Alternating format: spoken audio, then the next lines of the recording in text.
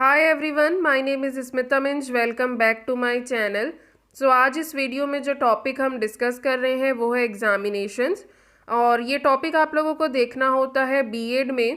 Third semester में आप लोगों का एक सब्जेक्ट रहता है असेसमेंट फॉर लर्निंग। वहाँ पे ये टॉपिक आप लोगों से पूछा जाता है। और एग्जामिनेशंस एंड टेस्ट, ये दो टॉपिक हैं जो आपको एग्ज़ाम्स में पूछे जाते हैं। सो आज की वीडियो में हम एग्जामिनेशंस के बारे में डिस्कशन करेंगे और आने वाली वीडियोस में जो है टेस्ट का टॉपिक आप लोगों को देखने को मिलेगा। तो इसको स्टार्ट करते हैं और सबसे पहले देखेंगे इंट्रोडक्शन। सो यहाँ लिखा है examinations form a major part of the evaluation process, यानी कि परीक्षा को जो है महत्वपूर्ण भाग बताया है मूल्यांकन की प्रक्रिया में। Exams are in fact a system in which a student is tested through specific test, यानी कि अलग अलग जो है टेस्ट कंडक्ट करवा करके स्टूडेंट को जांचा जाता है, परखा जाता है कि कितना बच्चे ने सीखा और समझा। After taking the exam the result is declared, यानी कि परीक्षा लेने के बाद रिज़ल्ट भी डिक्लेयर किया जाता है, यानी कि परिणाम भी घोषित किया जाता है। And the certificate is awarded, और उसका जो है सर्टिफिकेट स्टूडेंट को दिया जाता है। प्रमाण पत्र जिसे हम कहते हैं वो स्टूडेंट को दिया जाता है। The examination only measures the academic achievement of students, यानी कि जो अकेडमिक अचीवमेंट होता है किसी भी स्टूडेंट का, उसको मापने के लिए, उसको मेजर करने के लिए एग्ज़ाम्स कंडक्ट करवाना ज़रूरी होता है।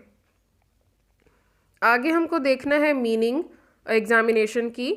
सो examination is a method of assessment and evaluation, यानी कि परीक्षा जो है एक मेथड है आकलन करने का और मूल्यांकन करने का, थ्रू विच, जिसके द्वारा the knowledge and skills of the course are mainly tested, यानी कि एग्जामिनेशंस के द्वारा ये आकलन किया जाता है या इवेल्युएशन किया जाता है बच्चों का कि कितना ज्ञान उन्होंने जो है लिया, कितना कौशल उनका डेवलप हुआ, जो भी कोर्स वो कर रहे हैं उसको जांचा और परखा जाता है कि ये कोर्स जो बच्चे ने पढ़ा उसमें से वो कितना सीख पाया।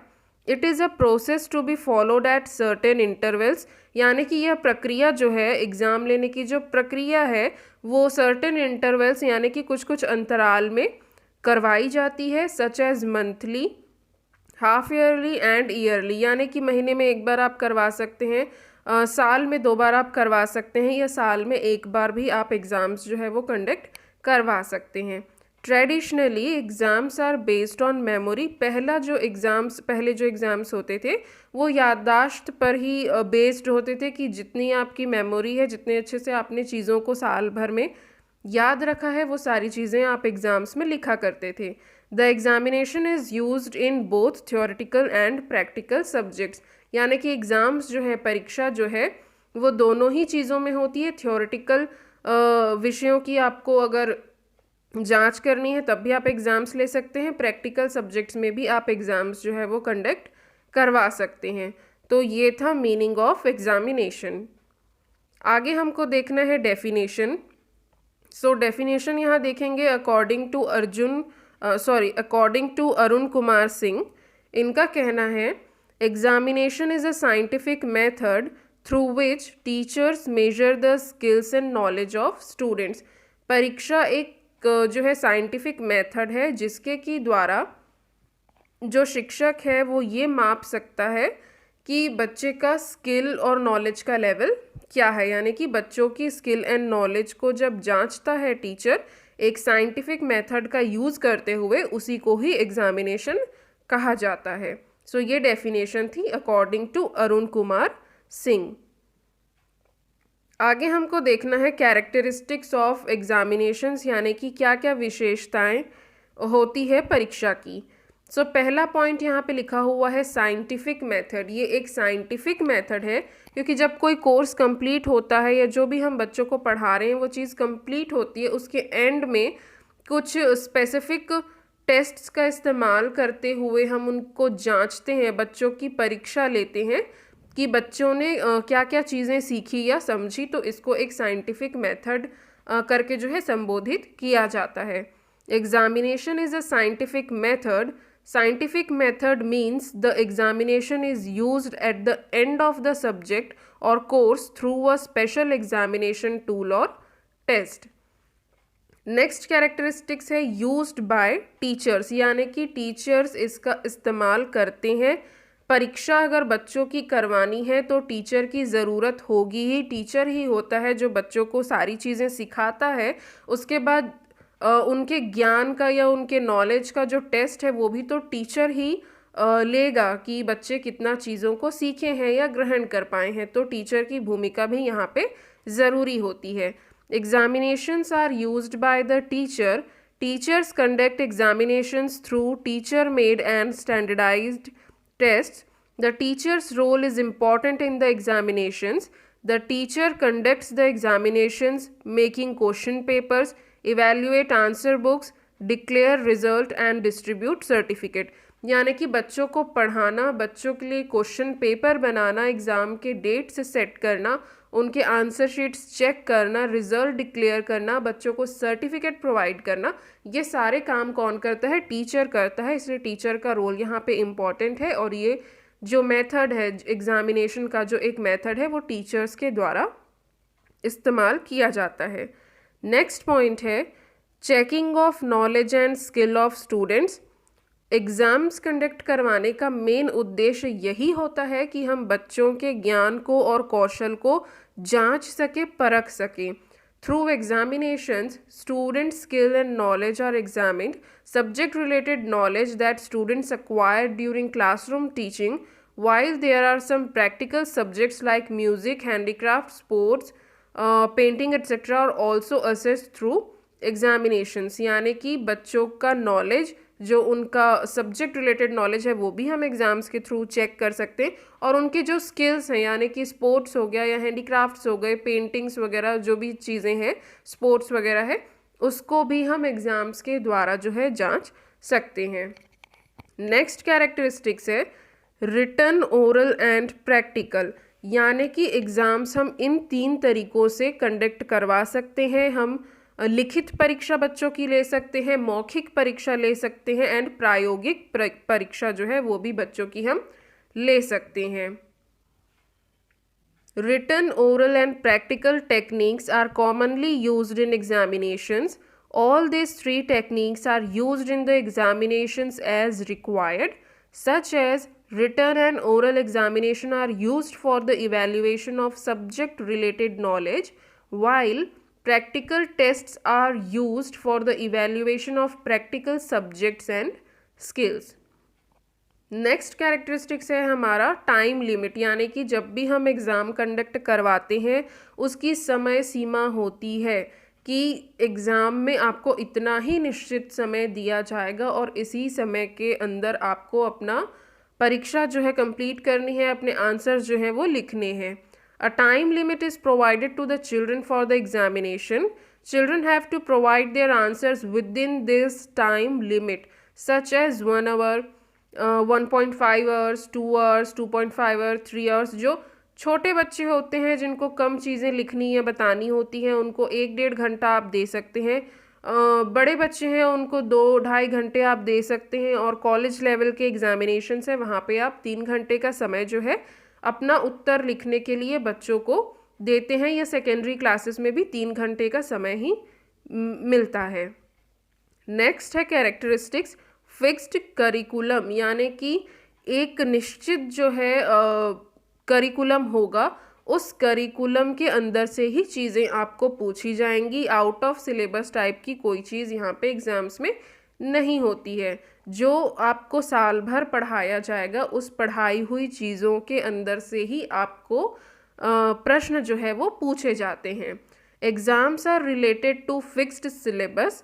The syllabus is announced by the teacher. यानी कि टीचर जो है वो सिलेबस पहले ही बच्चों को बता चुका होता है।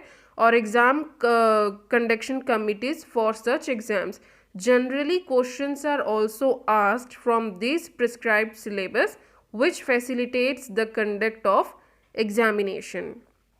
Next point है based on certain period।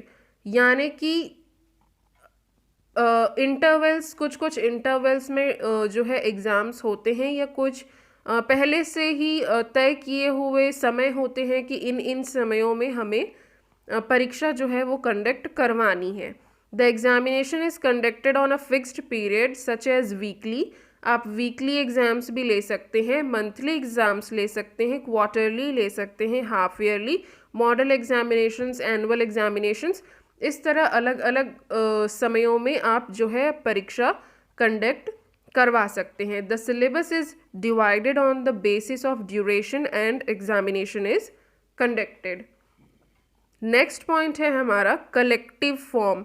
Collective form यानी कि सभी बच्चों से एक जैसे प्रश्न पूछे जाते हैं, जैसे कि परीक्षा हम अभी तक देखते आए हैं, और सभी बच्चों का एक साथ आकलन एंड मूल्यांकन जो है वो किया जाता है। Examinations are conducted both individually and collectively. Exams are being conducted collectively in the current education system. The same question papers and examinations are conducted for all students. यानी कि एक ही समान परीक्षा के नियम होंगे, एक ही समान क्वेश्चन पेपर होगा। इसको आप कलेक्टिव फॉर्म कह सकते हैं।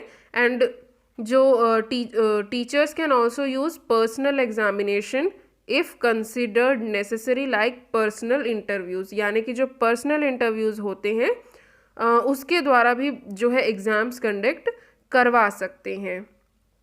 पर जहाँ तक हमको स्कूल्स वगैरह में देखने को मिलता है, कलेक्टिव फॉर्म ही होता है, यानी कि सभी बच्चों का एक समान एक ही समय पे परीक्षा जो है वो ली जाती है। नेक्स्ट पॉइंट है differences in form of questions, यानी कि अलग अलग प्रकार के क्वेश्चंस पूछे जाते हैं।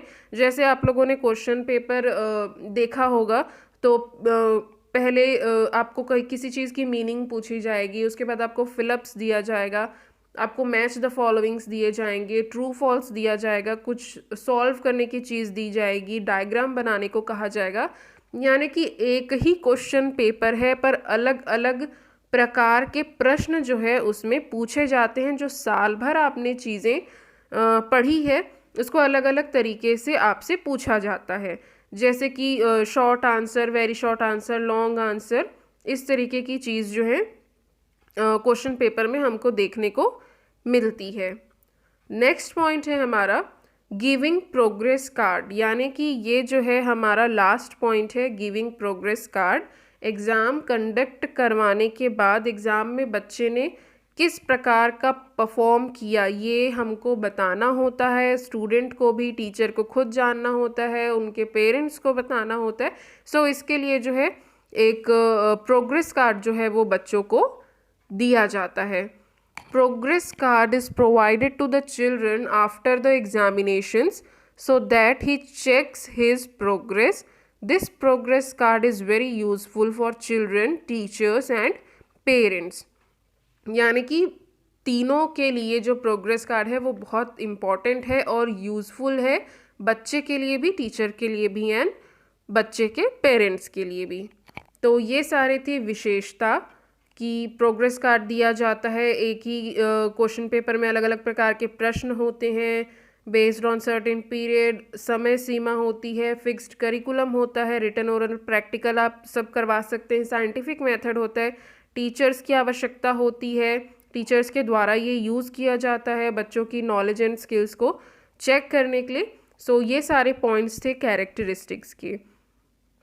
नेक्स्ट हमको देखना है टाइप्स ऑफ एग्जामिनेशंस, यानी कि अलग अलग प्रकार जो होते हैं एग्ज़ाम्स के। तो दो यहाँ पे हमको मेन जो डिवीज़न है वो दो तरीक़ों से देखने को मिलता है। पहला है एग्जामिनेशंस बेस्ड ऑन ड्यूरेशन और दूसरा है एग्जामिनेशंस बेस्ड ऑन नेचर। तो पहले हम देखेंगे एग्ज़ाम्स बेस्ड ऑन ड्यूरेशन। तो ड्यूरेशन के आधार पे जो टाइप्स बताए गए हैं वो है periodic examination, half yearly examination, annual examination और सेमेस्टर एग्जामिनेशन। पीरियोडिक एग्जामिनेशन किसको बोलेंगे, जैसे कि वीकली टेस्ट होते हैं या हम उसको मंडे टेस्ट बोलते हैं। इस तरीके के जो टेस्ट वगैरह कंडक्ट करवाए जाते हैं 15 मार्क्स के, 20 मार्क्स के, 25 मार्क्स के, इस तरीके के एग्ज़ाम्स को पीरियोडिक एग्ज़ाम्स बोलते हैं। These exams are used to check the attainment of the students in whatever is taught in a specific period. This period can be of 1 month or 2 months. Some schools call these periodic tests, and some weekly, monthly examination, term and examination, इस तरीके के अलग अलग नामों से इसको जाना जाता है। नेक्स्ट है half yearly examination. Half yearly examination यानी कि 6 मंथ्स कंप्लीट हुए उसके बाद आप एक एग्ज़ाम लेंगे, उसके बाद जो है आगे की पढ़ाई आप करवाएंगे, उसके बाद आप फाइनल एग्ज़ाम्स लेंगे। तो जो आधा कोर्स कंप्लीट होने के बाद जो एग्ज़ाम्स कंडक्ट करवाए जाते हैं उसको हाफ ईयरली एग्जामिनेशन कहा जाता है। This examination is conducted after the end of half year and examines the educational achievements of the student. It also takes into account the attainment of periodic tests. So ये था half yearly examination. Next है annual examination. Annual examination हम सब जानते हैं कि 1 year के and होने पे जो फाइनल एग्ज़ाम बच्चों का होता है उसे एनुअल एग्जामिनेशन कहा जाता है। This examination is taken on completion of 1 year or academic session. Its purpose is to check the knowledge acquisition of students in a session. Its important purposes are classification, certification and promotion to the next class. So ये था annual examination and last है हमारा semester examination. Semester examination का ये मतलब होता है 1 साल के कोर्स को 2 भागों में बांटा गया है और उसका जो है एग्ज़ाम्स लेते हैं।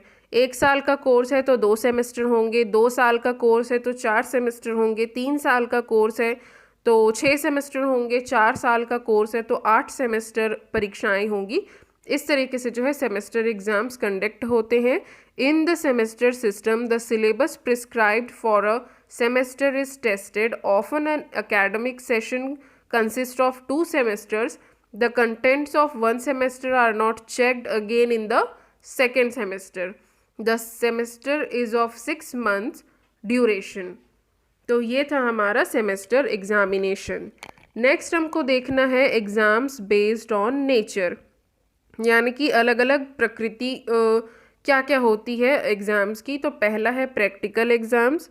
प्रैक्टिकल एग्ज़ाम्स यानी कि प्रायोगिक परीक्षाएं जो होती है बच्चों की, जैसे कि केमिस्ट्री की होती है, बायोलॉजी की होती है, ये इन सारी चीज़ों की जो है प्रैक्टिकल एग्ज़ाम्स होते हैं। कंप्यूटर का कुछ कोर्स है तो वहाँ पे आपके प्रैक्टिकल एग्ज़ाम्स होंगे।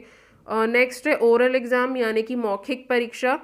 टीचर आपको अपने सामने बुलाएगा, ओरली आपसे कुछ वो पूछेगा प्रश्न और उसका ओरली ही आपको जवाब देना होगा।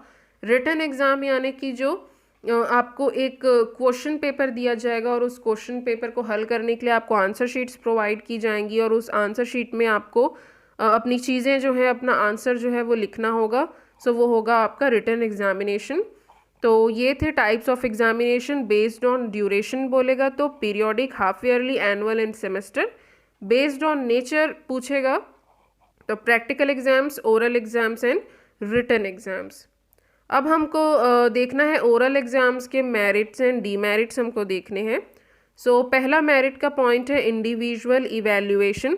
जब हम मौखिक परीक्षा लेते हैं यानी ओरल एग्ज़ाम्स कंडक्ट करवाते हैं तो हम हर एक बच्चे को जो है उनका मूल्यांकन कर सकते हैं, क्योंकि 1 बाय 1 बच्चों को बुलाया जाता है और उनसे प्रश्न पूछे जाते हैं। सो यहाँ पे हम क्या कर सकते हैं, इंडिविजुअल सबको जज कर सकते हैं।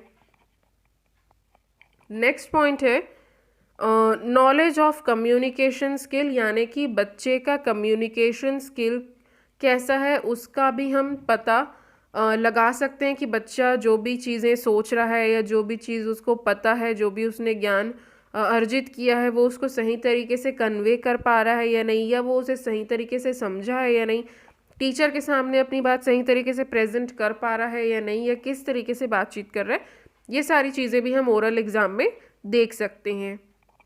नेक्स्ट पॉइंट है कंप्लीट डेवलपमेंट ऑफ ब्रेन, यानी कि मस्तिष्क का पूरे तरीके से और सही तरीके से विकास हो पाता है, डेवलपमेंट हो पाता है, क्योंकि बच्चे को यहाँ बहुत ज़्यादा समय नहीं मिलता किसी उत्तर को सोचने के लिए कि एक प्रश्न टीचर ने किया और बच्चा सिर्फ 5 मिनट तक सोच ही रहा है कि क्या बोलूँ, इस तरीके का चीज़ नहीं होता। तुरंत तुरंत बच्चे को सारी चीज़ें अपने दिमाग में लानी होती है, चीज़ों को सोचना पड़ता है और आंसर देना पड़ता है, तो इससे उनका ब्रेन जो है वो कंप्लीटली डेवलप होता है। नेक्स्ट पॉइंट है test of moral traits. Moral traits का भी हम यहाँ पे जो है जांच कर सकते हैं। मोरल ट्रेट्स यानी कि सेल्फ कॉन्फिडेंस कैसा है बच्चे का, पेशेंस लेवल है कि नहीं, करेज है कि नहीं, उनके अंदर हिम्मत है कि नहीं, and ability to face any situation, यानी कि किसी भी सिचुएशन को किस प्रकार से फेस करेंगे, ये सारी एबिलिटीज़ उनके अंदर हैं या नहीं, ये भी हम ओरल एग्जामिनेशन में जांच सकते हैं। नेक्स्ट पॉइंट है development of decision taking capacity, यानी कि डिसीजन उनको लेना होता है, जैसा कि हमने कंप्लीट डेवलपमेंट ऑफ ब्रेन में देखा। ज़्यादा समय बच्चों के पास नहीं होता है उत्तर देने के लिए, इसलिए जल्दी जल्दी चीज़ों को सोचना पड़ता है, क्या बोलना है क्या नहीं बोलना है टीचर के सामने, ये उन्हें डिसाइड करना होता है। सो इसलिए ये पॉइंट है development of decision taking capacity. Next और लास्ट मेरिट है ओरल एग्ज़ाम्स का इकोनॉमिकल, यानी कि ये सस्ता पड़ता है हमको रिटर्न एग्ज़ाम के कंपैरिजन में, क्योंकि रिटर्न या प्रैक्टिकल एग्ज़ाम जब हम करवाते हैं तो प्रैक्टिकल के लिए हमें इक्विपमेंट्स चाहिए होते हैं, टूल्स चाहिए होते हैं। रिटर्न एग्ज़ाम के लिए हमको क्वेश्चन पेपर चाहिए, आंसर शीट चाहिए, इन सारी चीज़ों को अरेंज करने में, प्रिंट करने में बहुत जो है वो खर्चा होता है। ओरल एग्ज़ाम में इस तरीके की कोई चीज़ यूज़ नहीं होती। सो ये एक इकोनॉमिकल जो है प्रोसेस है या मेथड है, आप कह सकते हैं। नेक्स्ट हमको डीमेरिट्स देखने हैं। अगर अच्छाई है तो कुछ ना कुछ बुराई भी होगी। सो डीमेरिट्स है ओरल एग्जामिनेशन के वेस्टेज ऑफ टाइम, यानी कि काफ़ी ज़्यादा समय जो है वो लग जाता है।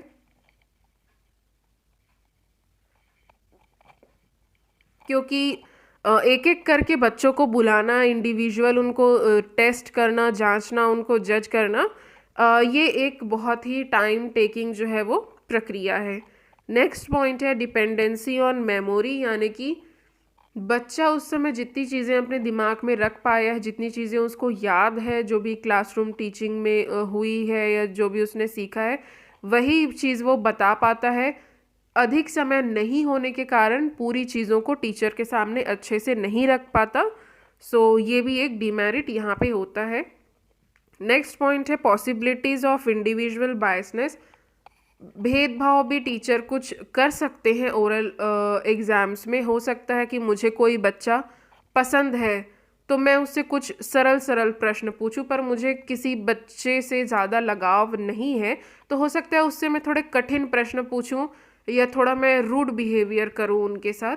तो इस तरीके के बायसनेस के चांस भी यहाँ पे रहते हैं। या हो सकता है एक बच्चा मेरे पास आया तो उस समय मेरे दिमाग में एक सरल सा क्वेश्चन आ गया, वहीं दूसरा बच्चा आया तो उस समय मेरे दिमाग में कोई कठिन सा क्वेश्चन आ गया। तो जो सरल क्वेश्चन जिससे मैं पूछी उसके लिए तो चीज़ें आसान हो गई, पर जिससे मैंने कठिन प्रश्न पूछ लिया उसके लिए चीज़ें मुश्किल हो गई। सो इस तरीके का भी बायसनेस का चांस यहाँ पे रहता है। नेक्स्ट पॉइंट है नॉन स्टैंडर्डाइज्ड मेथड, यानी कि एक स्टैंडर्डाइज्ड मेथड इसको नहीं माना गया है।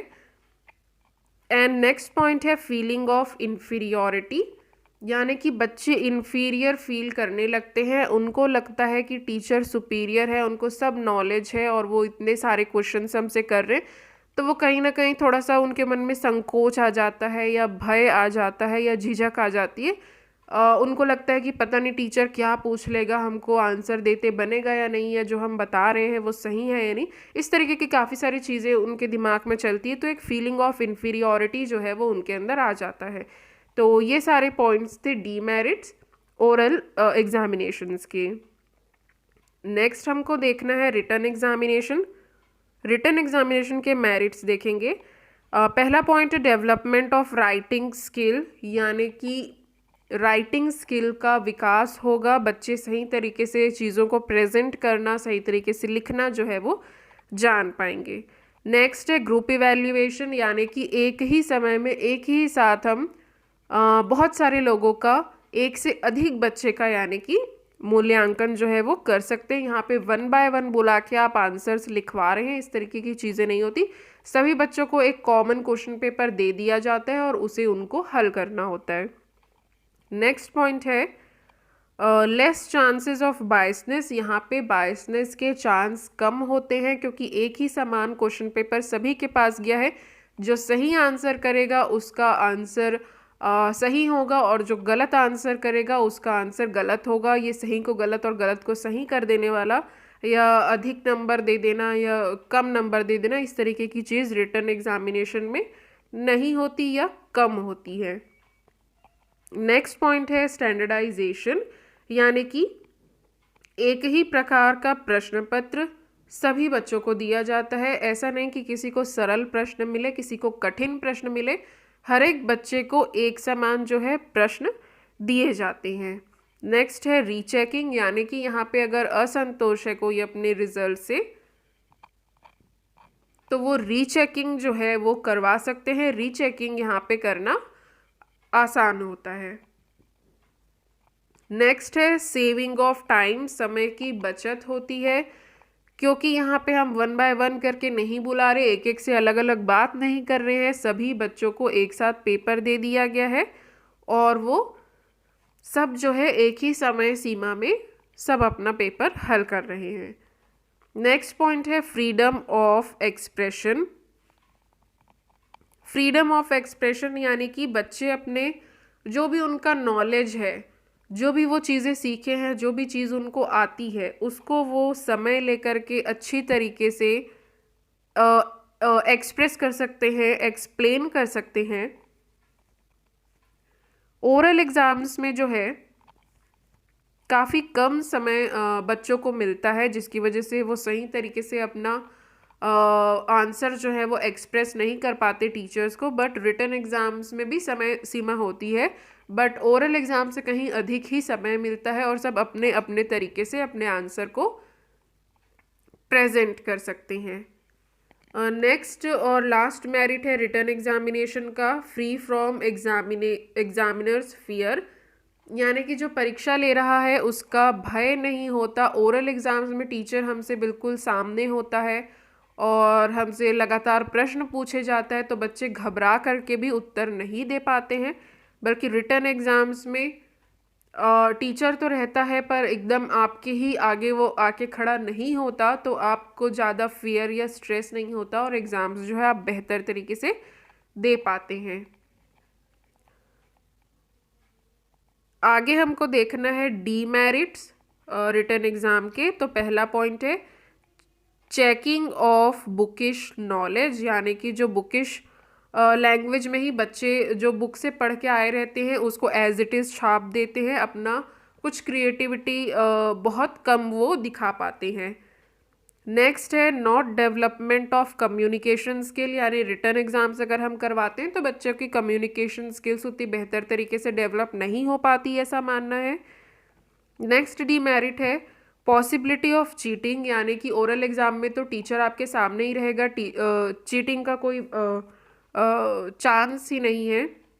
पर रिटन एग्ज़ाम में बच्चों को अगर ना आता हो तब भी वो इधर उधर से चीटिंग करके अपना जो है उत्तर लिख सकते हैं, तो ये एक डीमेरिट हुआ।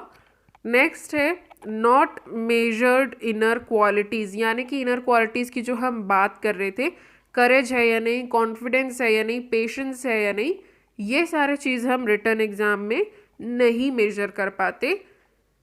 नेक्स्ट डीमेरिट है वेस्टेज ऑफ मनी, यानी कि पैसे की बर्बादी होती है क्योंकि हमें क्वेश्चन पेपर्स चाहिए होते हैं, आंसर शीट्स चाहिए होती है, तो इन सारी चीज़ों में जो है वो प्रिंटिंग वगैरह में पैसे जो है लगाने पड़ते हैं। और लास्ट डीमेरिट है हमारा डिले इन रिजल्ट्स, यानी कि परीक्षा परिणाम घोषित करने में थोड़ा सा समय लग जाता है रिटन एग्ज़ाम्स में। ओरल एग्ज़ाम्स का तो तुरंत ही पता चल गया किस बच्चे ने कितना बताया कितना नहीं बताया, लेकिन रिटन एग्ज़ाम्स में सबकी आंसर शीट्स चेक करने में समय लगता है, इसलिए जो परीक्षा परिणाम है वो देरी से आते हैं। सो ये था हमारा टॉपिक एग्जामिनेशन का, और यहाँ पे सारी चीज़ें कंप्लीट होती है। हमने इंट्रोडक्शन देखा, मीनिंग देखा, डेफिनेशन देखा एग्ज़ाम का, कैरेक्टरिस्टिक्स यानी कि विशेषताएं क्या होती है, टाइप्स क्या होते हैं, तो टाइप्स ड्यूरेशन बेस्ड के अकॉर्डिंग अलग टाइप्स होते हैं और नेचर के बेस पे अलग टाइप्स होते हैं। और उन टाइप्स के भी हमने ओरल एंड रिटन के मेरिट्स एंड डीमेरिट्स हमने देखे। तो उम्मीद है सारी चीज़ें आप लोगों को समझ में आ गई होंगी और एग्ज़ाम्स में अगर आप लोगों से पूछा जाए तो आप लोग अच्छी तरीके से इसको लिख पाएंगे। वीडियो समझ आई होगी तो लाइक ज़रूर से कर लीजिएगा, सब्सक्राइब कर लीजिए चैनल को, फ्रेंड्स के साथ भी ज़रूर से शेयर करिए ताकि इस तरीके के नोट्स सभी बच्चों तक पहुंच सके। सो मिलेंगे नेक्स्ट वीडियो में नेक्स्ट टॉपिक के साथ। Thank you.